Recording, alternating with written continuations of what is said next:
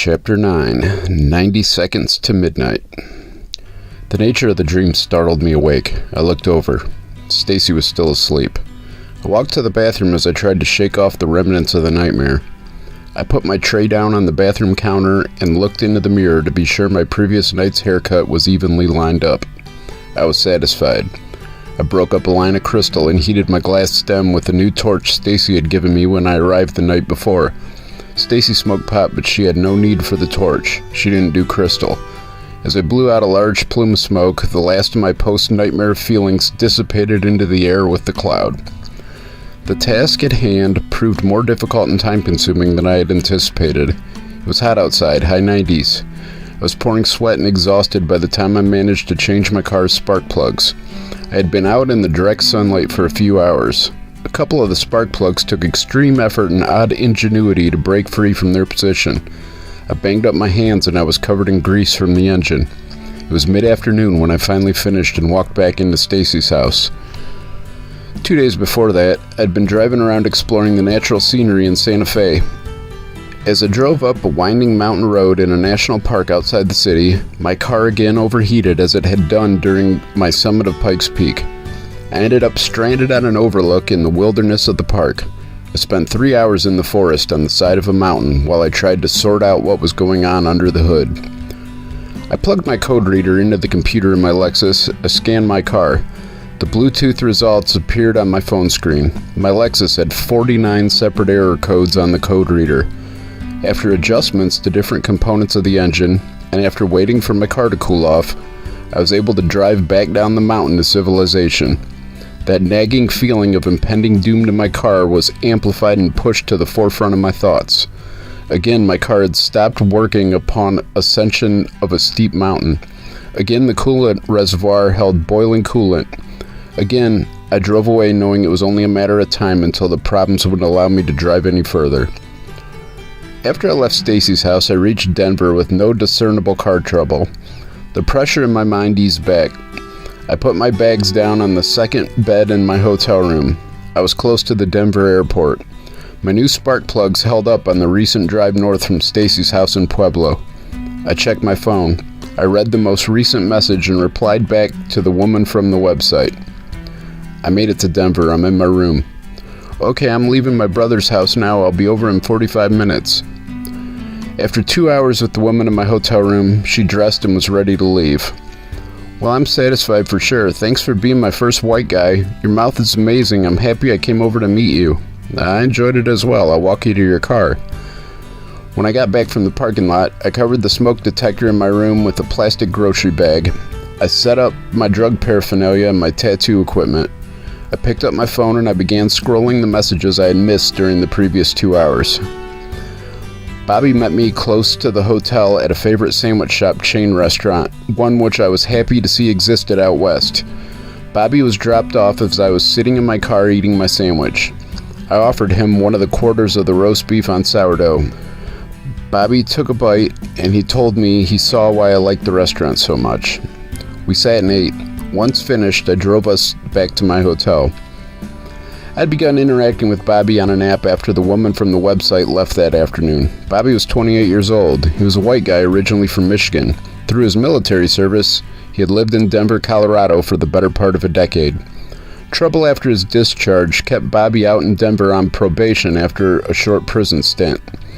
Bobby and I meshed like lifelong friends. Bobby couldn't do crystal with me on account of random drug testing, but he had no issue with my indulgence. Bobby drank alcohol instead, of which I had no interest. The 2 days with Bobby familiarized me with the city of Denver. The two of us went all over the place, friends' houses to party, hotels to meet others, restaurants, bars, and shopping centers. I saw all sides of Denver proper. Downtown, suburbs, inner city, business districts. It was a lot of exploration in such a brief time. My car was still holding up, but I was worried about it. I felt I was pushing my limits. After those 2 days, Bobby and I parted ways. I dropped him off at a duplex where two of his friends lived. Bobby invited me in to hang out for a bit before I took off to leave Colorado. I had a weird feeling in that moment and I opted to decline.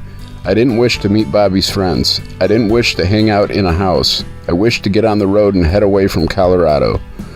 As Bobby walked up to his friend's house, I pulled out of the neighborhood. The southern area of Denver was extremely traffic congested. I managed to find a gas station 5 minutes down the road. I pulled in and parked. I was amazed how many cars filled the roads and parking lots. People were everywhere as well, walking all around me. My paranoia got the best of me. While parked at the gas station, I stepped from my car and checked for any signs of tracking devices. I hopped back in my car, blew down some more hot rails, and pulled up map directions from the heart of Denver towards Wyoming. I had one more state in the continental United States to check off from my list. Though I knew I wouldn't be able to check off Alaska, I could at least get that 49th state checked off, Oregon. A woman from their website, one whom I had been involved with for the prior year, lived in Washington and wanted me to come be with her. I planned to travel a route which took me through Oregon to reach her in Tacoma, Washington. I reached an interstate highway south of downtown Denver. I began driving north through the metro area. My car seemed like it was running rough. By the time I cleared downtown Denver, on my way to the northern outskirts of the city, the air in my car had become hazy. The sun was going down for the night and the air around the city also seemed hazy. I didn't think much of it, but my worry for my car began to build as the engine began to run rougher. On the highway north of Denver, my worry was confirmed when smoke began to fill the car from the air vents. I knew instantly that I was in trouble. I tried to look for exit signs and places within range to drive. Traffic packed the interstate as I drove north in desperation to find an exit from the highway. Then, as I was driving in the middle of the interstate at 70 miles per hour in the midst of heavy traffic, my car shut off. The engine, the lights, the music, the power steering instantly gone.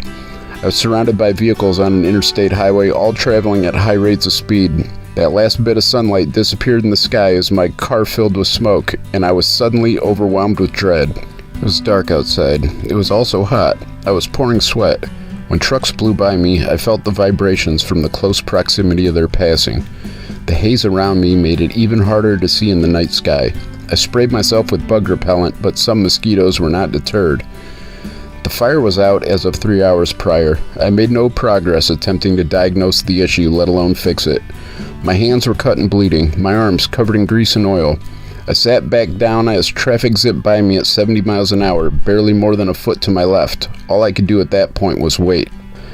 My car, after leaving Lansing, truly was my home. I had broken free from a way I chose to no longer live. I left the drug market behind and opted to only possess a large supply of crystal for my personal use as I experienced an unfamiliar life. I turned my back on seemingly endless money for peace of mind and reduced stress. None of that mattered in that moment on the side of the highway just north of Denver, Colorado. I had immediate problems consuming my mind, my sole focus. My friend Lex, the friend who had helped me buy the Lexus in the first place, bought me a membership to AAA as I sat there on the shoulder of that busy interstate. It had been 3 hours since I somehow managed to maneuver my completely non-functional car across 2 lanes of traffic to stop on the narrow shoulder of the highway. That time, in my Lexus on the northbound shoulder of Interstate 25, I knew it wasn't that simple. I wasn't renting a room at my friend Jane's house anymore. I was on the other side of the country in unfamiliar territory. That time, in my Lexus, my home, I knew I was in trouble.